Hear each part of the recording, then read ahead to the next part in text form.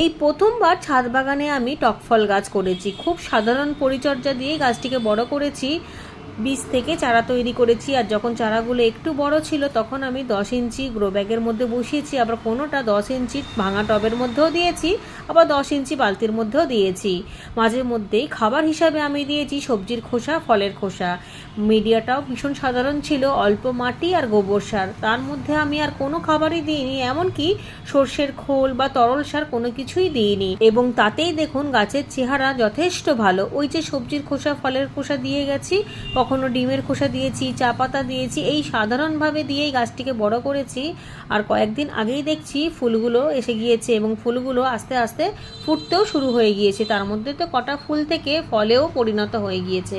এই দেখুন কত সুন্দর ফলগুলো হয়েছে। এই প্রথমবার করেছি, তাও আবার সাধারণভাবে। আমি তো ভীষণই খুশি। আপনারা চাইলেও টক ফল খুব সহজেই ছাদে করতে